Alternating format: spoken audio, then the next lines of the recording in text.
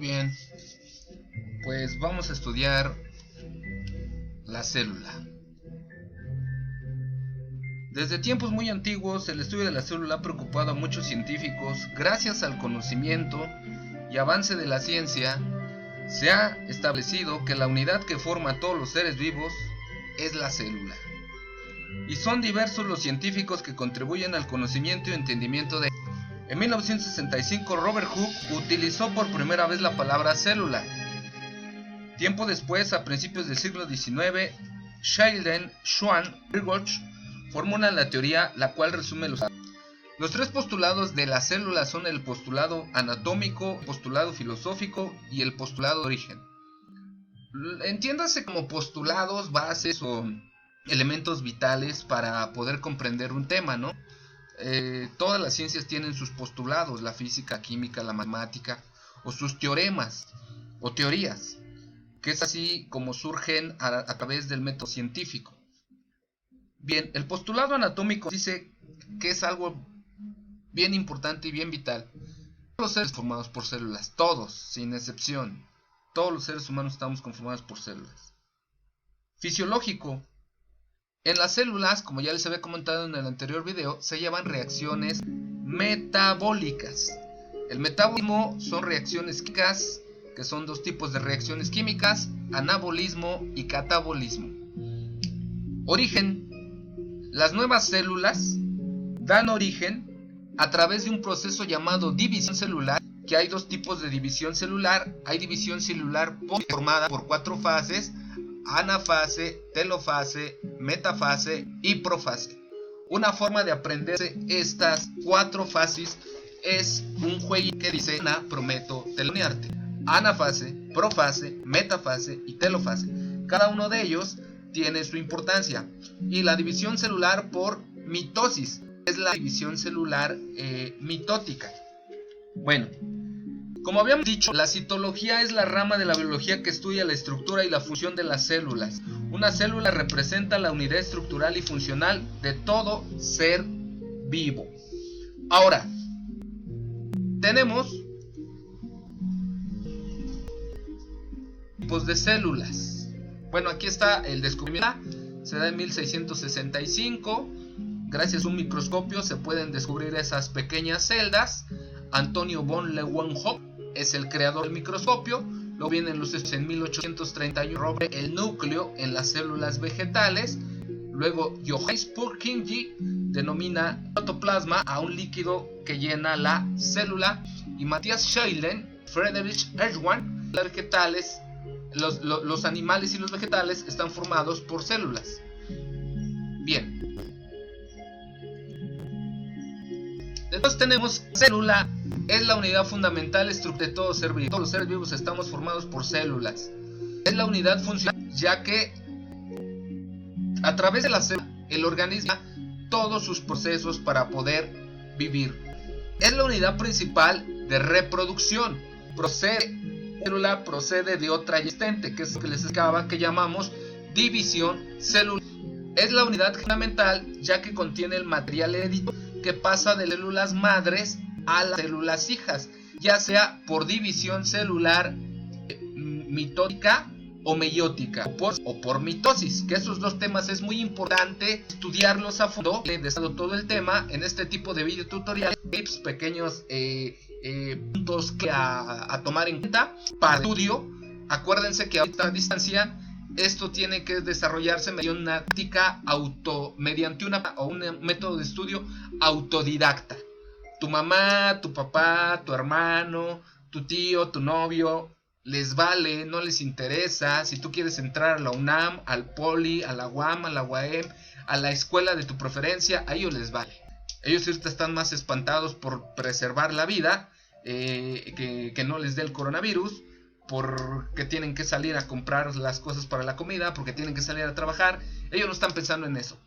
Acuérdate que lo que no hagas por ti mismo nunca nadie lo va a hacer. La meta de ingresar a la universidad, a la prepa de tu preferencia, es tuya y nada más tuya. Tú eres tu propio enemigo y te tienes que vencer. Esa es la filosofía de la conciencia tezcatlipoca que manejamos desde la mexicanidad y que hemos estado manejando durante más de 8 años de éxito en Servicios de Atención Psicológica y Multidisciplinaria, Asociación Civil.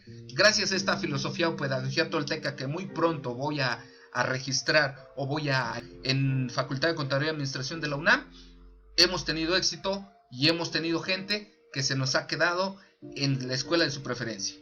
Muy bien, entonces, y ahora sí, hay dos tipos de células. Una célula se llama procariota o procariote y otra célula se llama eucariote. ¿Cómo podemos diferenciar una célula de otra? Sencillo, por sus características, por la etimología, es decir, su nombre, por el tamaño, por el núcleo y por la organización de su ácido desoxirribonucleico o su ADN y el organismo. ¿Sale? Bien. La célula procariote viene de pro, anterior, cariote, núcleo, es decir, anterior al núcleo. Y la célula eucariote viene de eu, verdadero, cariote, núcleo. Es decir, la célula procariote no tiene núcleo y la célula eucariote sí tiene núcleo. Ahora, por tamaño, también podemos definir a las células. Las células procariote son pequeñas, llegan a medir de 1 a 10 micras, y las células eucariote son más grandes, llegan a medir de 10 a 1000 micras. Ahora, por su organización de ácido desoxirribonucleico o ADN, las procariote tienen una dispersión en el citoplasma, que es uno de los elementos de la célula, ya ahorita los iremos viendo. Y las células eucariote están localizadas dentro del núcleo. Y lo más sencillo para poder definir los tipos de células es a qué reino pertenecen. Acuérdate que ya te había dicho que hay 5 tipos de reinos: reino Monera, reino Plantae, reino Fungi, reino Animalia y reino Protista.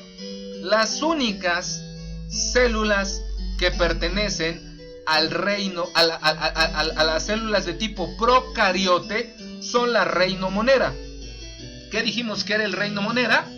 Pues el coronavirus, las bacterias, las cianobacterias y virus. Entonces las células procariote son las bacterias y cianobacterias, reino Monera. El resto son eucariote. Por lo tanto, animales, plantas, vegetales y el ser humano son tipo de células eucariote.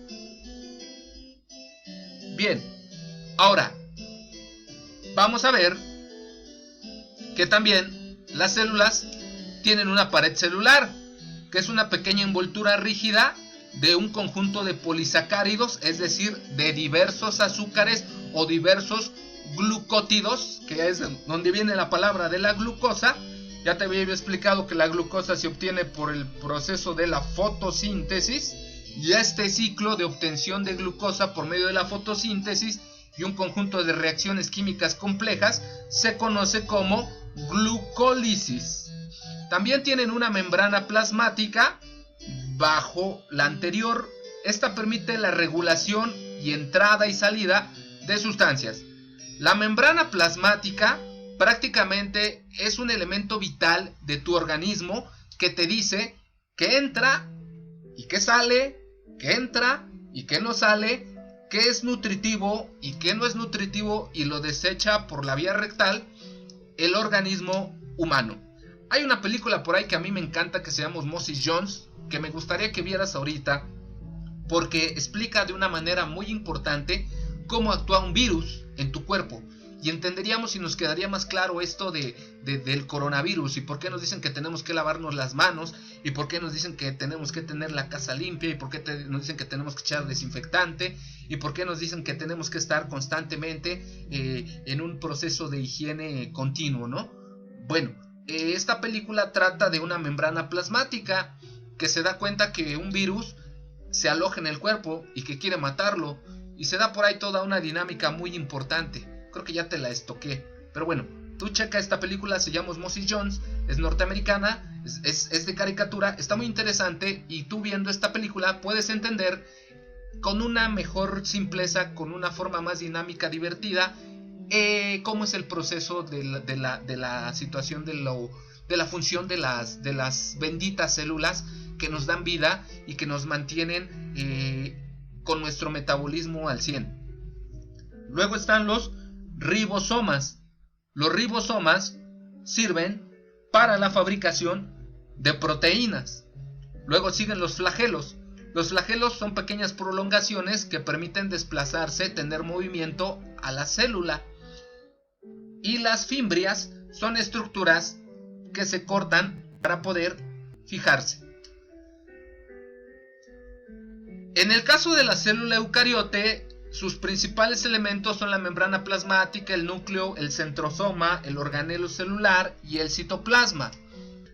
Como ya te había dicho, la membrana plasmática es un aislante y regula el intercambio de energía, de nutrientes.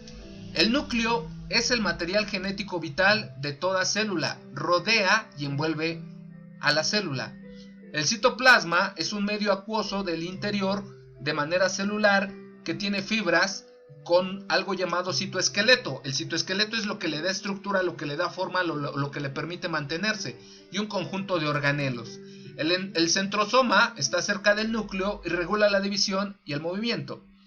Los organelos son de diversas características, algunos lo tienen, algunos otros no. Por ejemplo, las vacuolas son exclusivas de las células vegetales y por medio de las vacuolas se realiza la fotosíntesis a través de lo que conocemos como clorofila. Bien, el retículo endoplasmático son pequeños sacos aplanados y conductos tubulares, algunos son de tipo rugoso y algunos son de tipo liso, que permiten la síntesis tanto de proteínas en el caso del rugoso, como la síntesis de lípidos en el caso del liso. Los lípidos son grasas sanas o son grasas dañinas que entran al cuerpo para fortalecerlo, como por ejemplo grasas sanas o lípidos sanos son el aguacate, son el cacahuate, etc. El aparato de Golgi son pequeñas cisternas apiladas y planas que permiten acumular y exportar al exterior sustancias del retículo endoplasmático.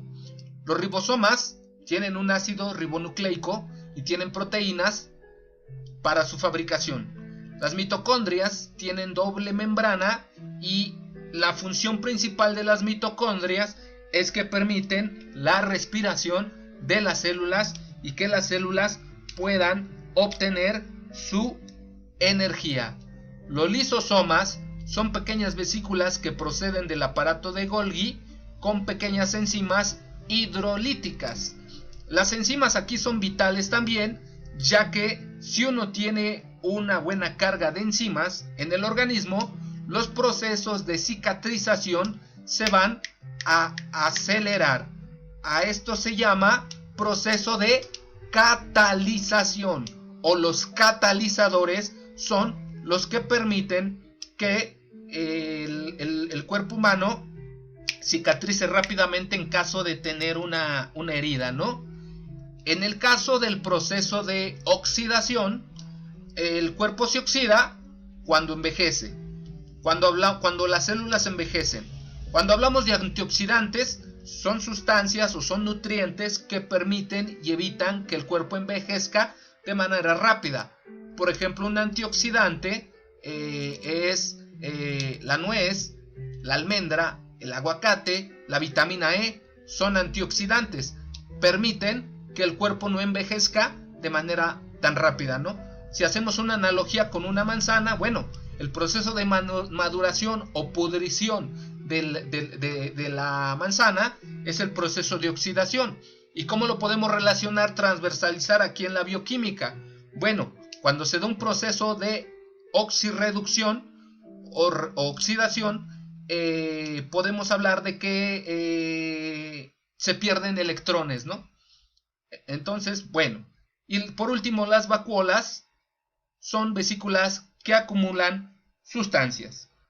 Fue muy rápido, pero acabamos de ver en 15 minutos la importancia de la teoría celular y por qué las células son el principal elemento de los seres vivos y por qué abarca el 70% del temario de biología.